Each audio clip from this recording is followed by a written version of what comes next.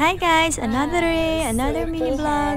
So ayun na nga, from Czech Republic to Germany, nag-rent kami ng car dahil naiwan kami ng bus. Nakakalito guys ang sakayan dahil ang dami. And nagtanong kami guys sa local. Pero parang mali.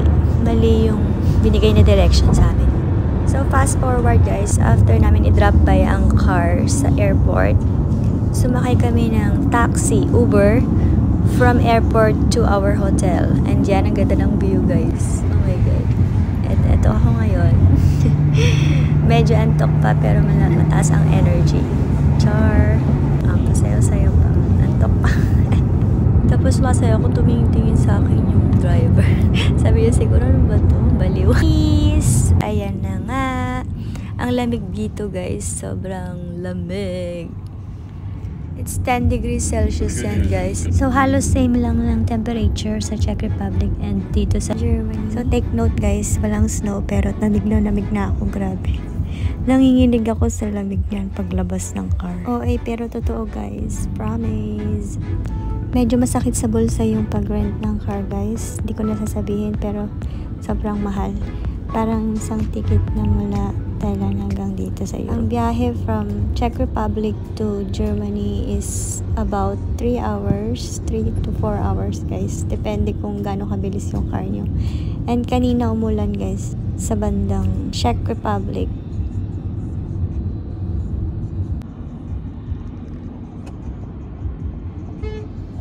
So fast forward. So dito na kami ngayon sa hotel namin guys. Kadarating namin. Grabe, sobrang lamig. Thank you very much. Thank you. Have a nice day. Yeah, you too. We're here. Wala kami guys.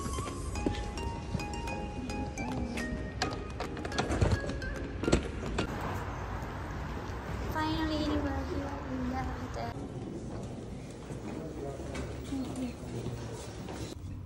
So yan, tamang pa-cute lang sa salamin. Kahit hindi cute at nakakata-cute.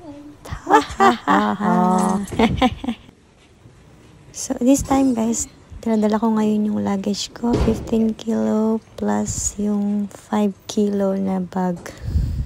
Grabe. For the outfit yan. So nagdala ko ng halos isang buwan na outfit. Charet.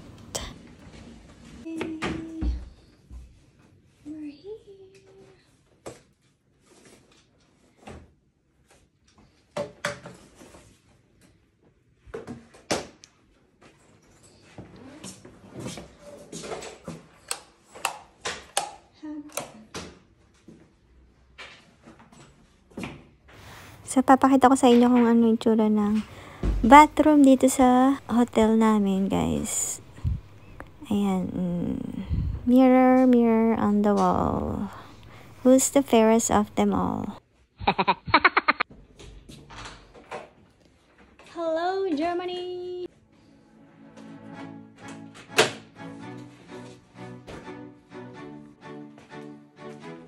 This is our view from the hotel.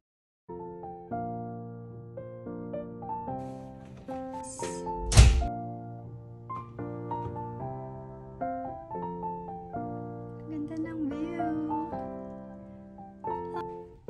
So, haggard ang lola nyo. Yan guys. So, pagpapahinga muna ako guys and then update ko na lang ulit. So, lumabas nga ako guys dahil bibili ako ng merienda dahil nagugutom kami. Punta ako sa Aldi grocery store. Malapit lang dito sa hotel namin. Juliet Rose Bar. So, punta muna ako sa... So, naputol yung video guys dahil na full na yung phone ko. Dito sa Aldi. Ayan, magbabayad na tayo. So, may dala akong 50 euro. Kinabahan ako guys, akala ko kulang yung pera ko. Pero 5 euro lang pala yung nagastos. Nabili ko sa Aldi itong macaroni salad.